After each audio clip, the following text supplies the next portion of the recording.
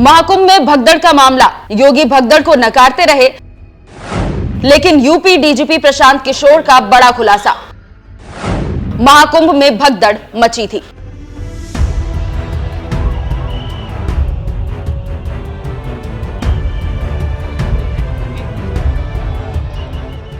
नमस्कार, news express देख रहे हैं आप। आपके साथ मैं हूं खुशबू राय। महाकुंभ को सफल बनाकर अपनी राजनीति चमकाने वाले योगी आदित्यनाथ ये भूल गए थे कि जो गड्ढा खोदता है वो ही उसमें गिरता है। और ये कहावत योगी आदित्यनाथ पर सटीक भी बैठती है, क्योंकि जिस कुंभ को लेकर बड़े बड़े होर्डिंग और विज्ञापन पर पैसे खर्च कर लोगों को देश दुनिया से बुलाया गया था, लेकिन जमीन पर काम नहीं किया गया और अब भगदड़ मच गई तो सबूत मिटाने की कोशिश की।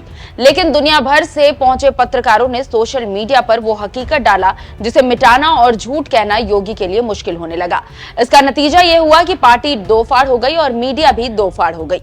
पहले वो लोग जो योगी के करीबी थे वो चुप हो गए और कुंभ पर विपक्ष को दोषी ठहराने लगे, तो वहीं दूसरी तरफ अमित शाह के लोग दबी जुबान में कुंभ की भगदड़ को स्वीकार करने लगे। ठीक उसी तरह कुछ मीडिया हकीकत से दुनिया को रूबरू कराने लगा, तो वहीं कुछ ने चुप्पी भी साध ली। अब उसी को लेकर यूपी डीजीपी प्रशांत किशोर ने अपनी जुबान से सच उगल दिया है। जी हां, यूपी डीजीपी प्रशांत किशोर ने एएनआई से बातचीत करते हुए कहा कि महाकुंभ 2025 का ये 5वां स्नान है। महाशिवरात्रि का स्नान होना बाकी है। मौनी अमावस्या के दिन एक गलती हुई थी, उससे सीख लेते हुए हम इस पर काम कर रहे हैं कि बेहतर प्रबंधन कैसे हो। हमने एक प्रबंधन तकनीक अपनाई जिसका नतीजा है कि महाकुंभ में अब तक 46 से 47 करोड़ लोग आ चुके हैं। तो आपने सुन लिया कि क्या कह रहे हैं उत्तर प्रदेश डीजीपी और क्यों। अब इसी को लेकर लोग पूछ रहे हैं कि आखिरकार योगी झूठ बोलते रहे और कहते रहे कि सब चंगा है, लेकिन आखिरकार उनका एक मुलाजिम ने बता दिया कि कुंभ में भगदड़ मची थी और ये बात सही है। जानकारी देते चले कि इसी महाकुंभ को लेकर लोकसभा में जब अखिलेश यादव आईना दिखा रहे थे और कह रहे थे कि महाकुंभ में भगदड़ मची है, तो सरकार चुप थी और उल्टा अपराध स्वीकार करने के बजाय उल्टा विपक्ष पर निशाना साध रही थी। लोकसभा में योगी आदित्यनाथ की कैसे कुंभ को लेकर अखिलेश यादव ने क्लास लगाई थी, वो आप सुनिए।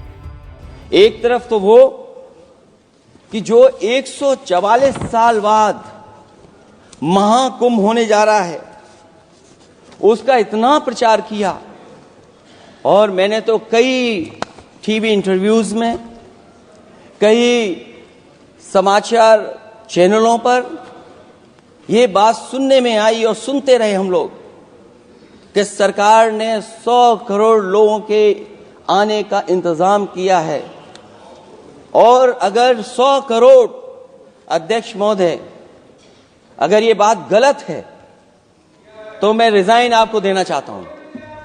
तो सुन लिया आपने कि क्या कह रहे हैं अखिलेश यादव। इसी को लेकर प्रयागराज पहुंचे सीएम योगी आदित्यनाथ ने लोकसभा को लेकर अखिलेश यादव पर भी निशाना साधा था। उन्होंने कहा था कि लोकसभा में समाजवादी पार्टी के अध्यक्ष अखिलेश यादव ने जो कुंभ को लेकर कहा वो गलत है। इनकी गिद्ध दृष्टि ध्यान आकर्षित करता है, जो लगातार इस महाकुंभ को लेकर पहले दिन से दुष्प्रचार कर रहे हैं। लोकसभा में अखिलेश का बयान न केवल सनातन धर्म पर प्रहार है, बल्कि निंदनीय और शर्मनाक है।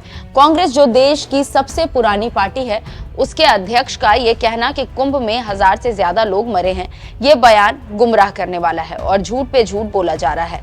इसके साथ ही साथ अखिलेश यादव का बयान निरर्थक है और दोनों दलों में मुकाबला चल रहा है कि कौन कितना सनातन विरोधी बयान दे सकता है। तो सुन लिया आपने क्या कह रहे हैं योगी आदित्यनाथ। लेकिन अखिलेश यही नहीं रुके थे और आगे योगी के बयान पर हमला करते हुए अखिलेश यादव ने छक्का भी मारा था। फिर क्या था, बीजेपी और योगी दोनों सहम गए। सोशल मीडिया पर अखिलेश यादव ने योगी का ये बाइट जो है, ये बयान जो है, उसे अपलोड भी किया था और पोस्ट भी। हम लोग ये मान के चलते हैं कि प्रयागराज के इस 45 दिन के आयोजन में 13 जनवरी से 26 फरवरी तक आयोजन होगा महाकुंभ का, इस पूरे आयोजन में 40 करोड़ श्रद्धालु आएंगे, लेकिन तैयारी हमारी होगी 100 करोड़ श्रद्धालुओं की व्यवस्था के लिए। हम लोग ये मान के चलते हैं कि 29 जनवरी को मौनी अमावस्या के दिन जो मुख्य मुहूर्त होगा, उस दिन वहां पर प्रयागराज में मेरा यह मानना है कि 6 करोड़ श्रद्धालु एक दिन में स्नान करेंगे, लेकिन तैयारी हम करेंगे 10 करोड़ की। पूरी तैयारी रहेगी। तो आप समझ सकते हैं कि कैसे महाकुंभ की लड़ाई जारी है और योगी और बीजेपी झूठ बोल रहे हैं। लेकिन अब तो भगदड़ की हकीकत खुद यूपी डीजीपी ने स्वीकार करके योगी को भारी नुकसान पहुंचा दिया है। इस पूरी रिपोर्ट पर आप क्या कुछ राय रखते हैं, कमेंट कर जरूर बताइएगा। नमस्कार।